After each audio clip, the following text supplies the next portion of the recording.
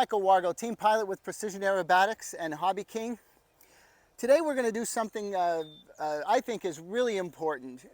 I watch beginners learn on a high wing trainer. And then they immediately, after they start getting comfortable, they start going to other scale models. And I think they avoid 3D and hyper aerobatic aircraft for really what they think is a really good reason. It's because they think it's for crazy aerobatics and 3D and things of that nature.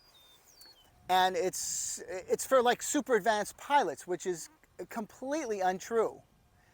What I'm going to show you today is there are 4 or 5 spectacularly good reasons to make this or something like this your second airplane.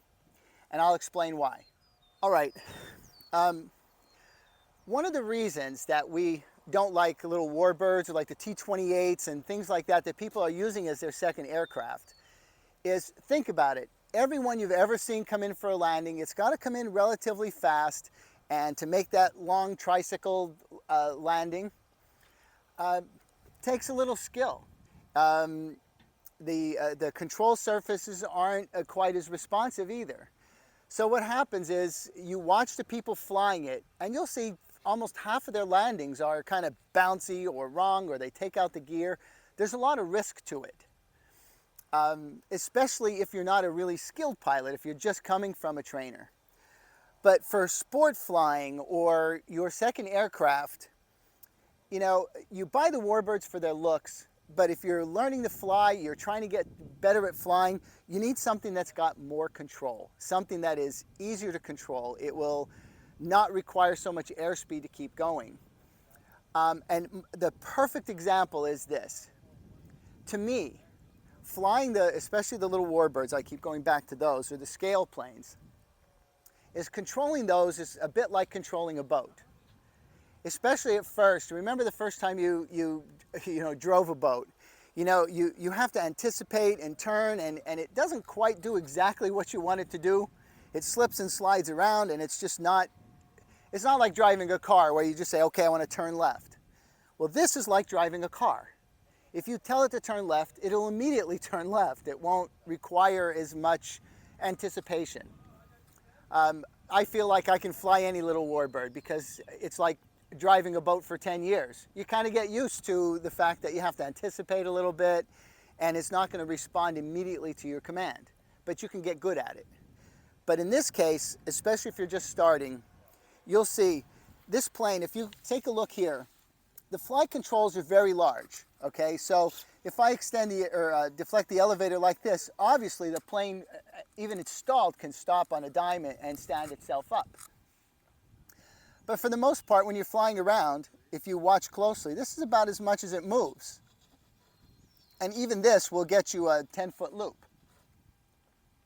So these planes, all we really need to do is use enough Expo or a lower rate when you're starting to make sure that you're not over controlling it. That's it. That's the only thing that has to be changed just a little bit. These can easily be over controlled, so it's possible to program on your radio to make it impossible to over control it. But I'm going to show you while we're flying why this is so superior to having some sort of scale aircraft or anything like that for newbies and people just coming from high wing trainers, or somebody who just doesn't think they're ready for something like this. I think it's completely false. Take a look at the elevator here.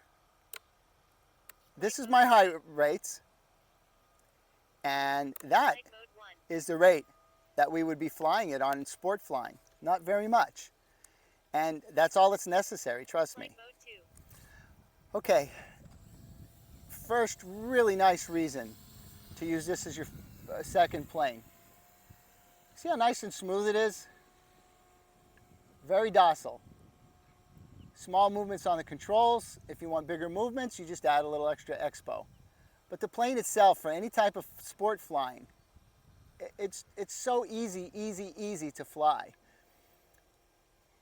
And what I like about it is if you do want to try something a little more aerobatic, instead of being unsure of the result, do you ever roll a high wing plane? Time remaining 3 minutes. It's kind of hard. But this plane here, if you want to roll it, you just push the controls and look how just nicely it rolls. You don't have to do anything but hit an aileron. Want to make a nice loop?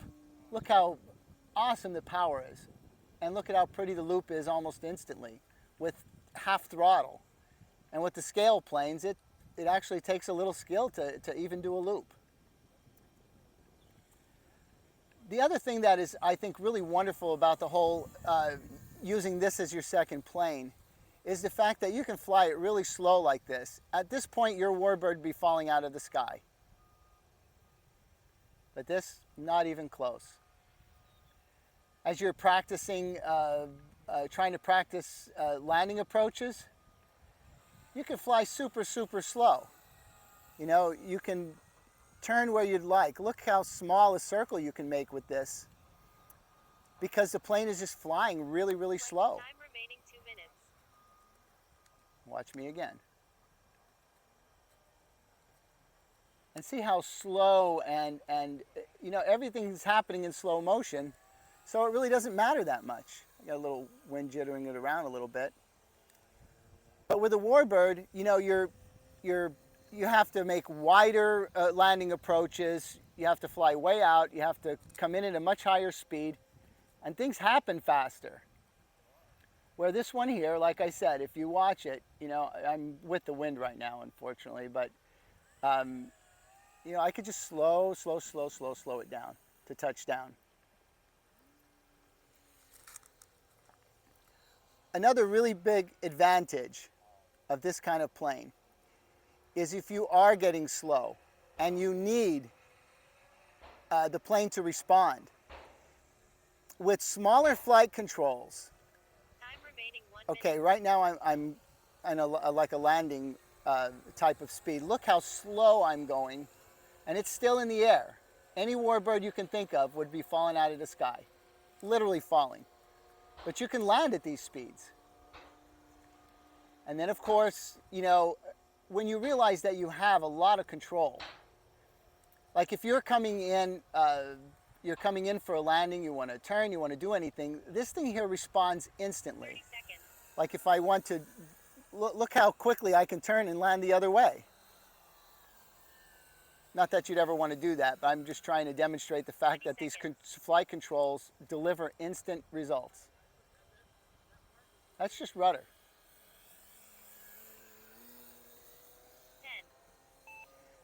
10. 90% of all problems that happen on landing happen because of too much speed.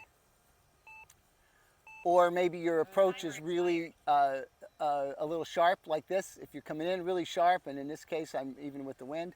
With this one here, it's still easy to slow it right down, and look how nicely it'll land and how nicely it'll slow down.